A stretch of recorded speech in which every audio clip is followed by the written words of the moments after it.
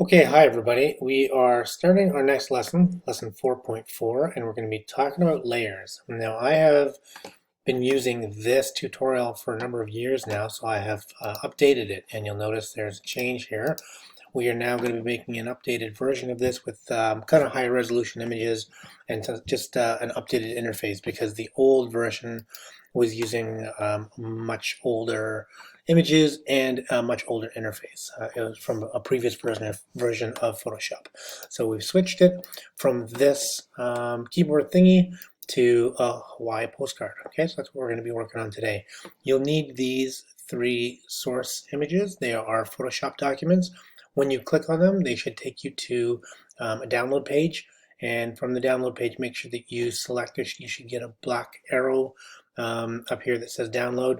I'm not sure if this will do the same for me because they're my images. Let's see what happens. Yes, okay, so make sure you download this here because this is just a preview file. You don't want this. You want the PSD, which is a layered file. Okay, so make sure you click here and download this file to work with this for all of the files that you're downloading. Okay? All right, so let's continue.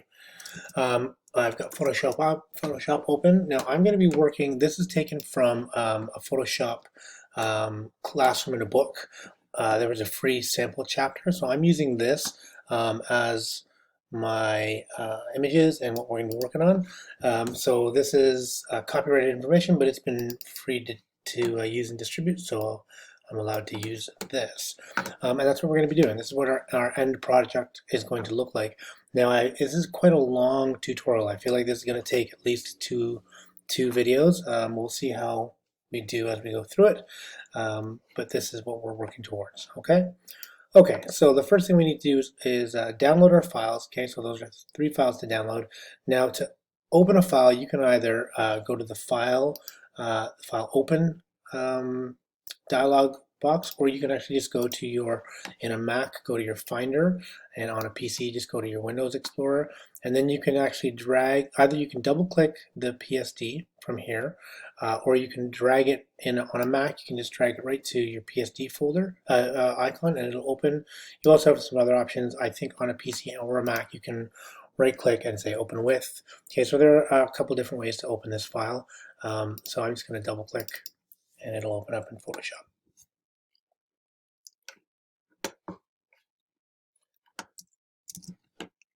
Try that again. Maybe I can't have this open. There we go. Okay, so there's our file.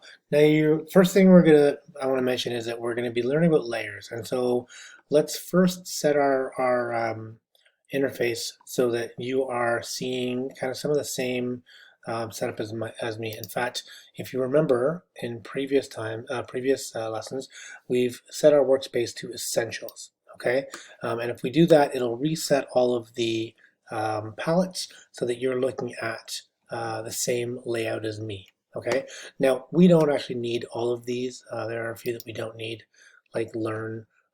We don't need swatches for now. So there, you can adjust this as you like. And I think in a previous tutorial I mentioned that I created my own layout by making a custom layout. I moved around the palettes that I needed, and then I saved that workspace as a new workspace. So that's here for me, and this gives me the things that I need for this tutorial. So make sure that you can see at least the layers and the history palettes, and if you need those, you can get them from under Window, and you can just turn on whatever you need to use. Okay? All right.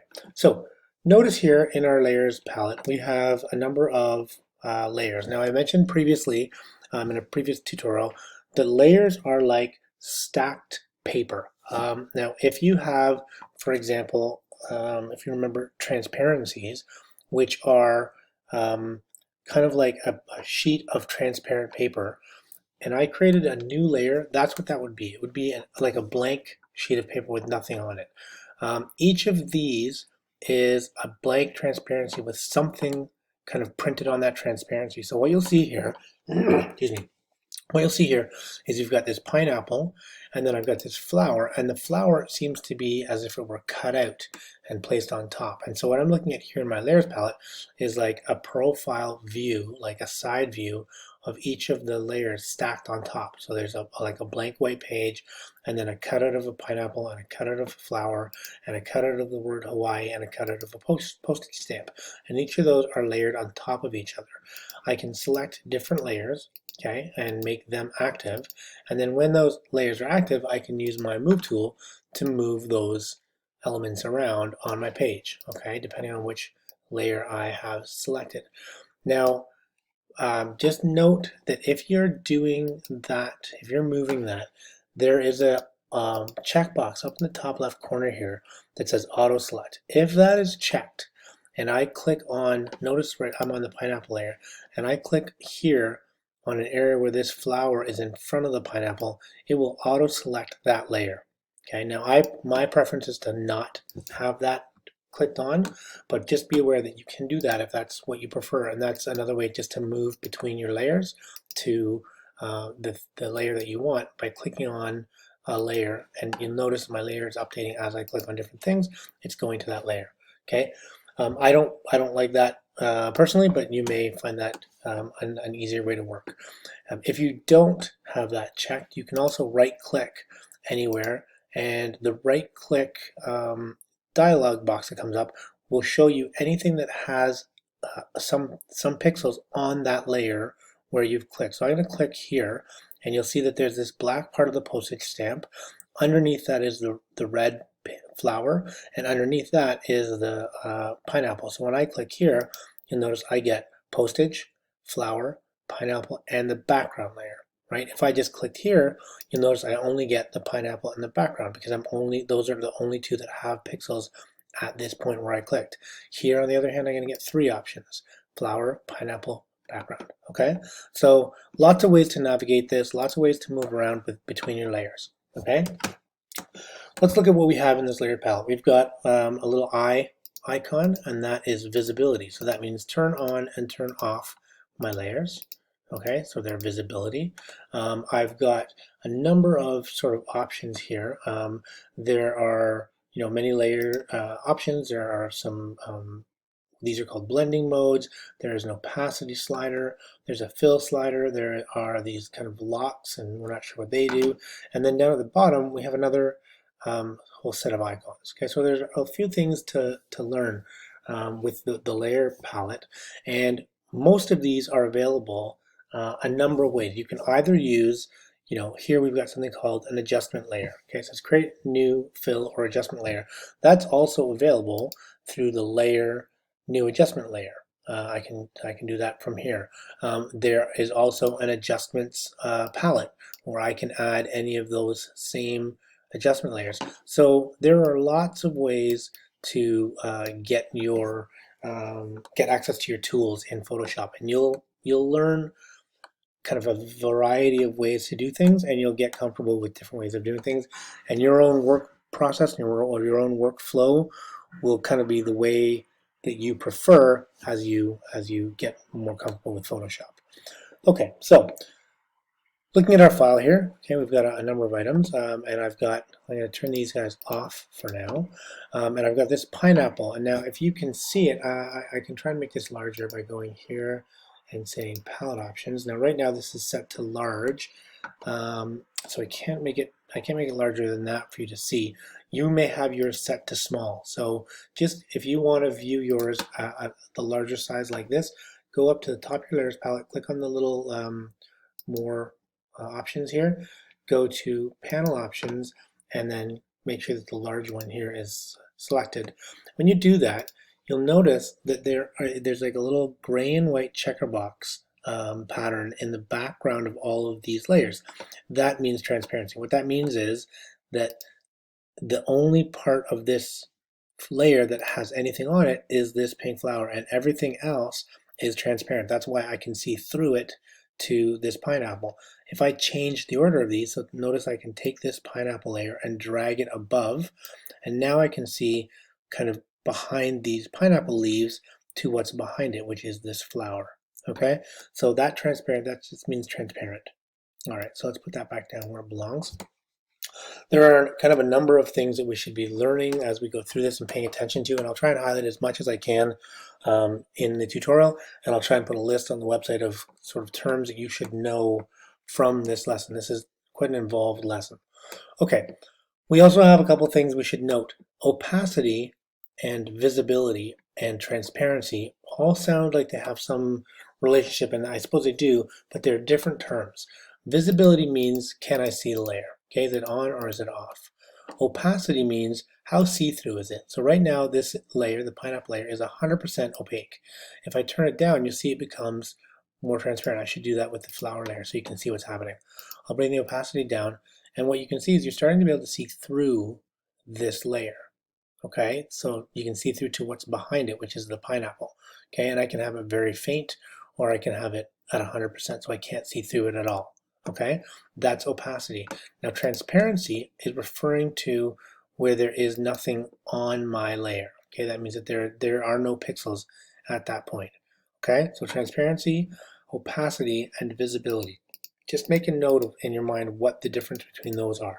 Okay, all right, so let's continue down and see what we're kind of going to be doing with this. The first thing we need to do is we're going to be adding another image to this. If I look at my Acrobat reader here, you can see that we're going to be adding a couple of things into this layer, this image that don't exist. There's a second flower here, and there's a graphic that we want to add in. Okay, so let's figure that part out.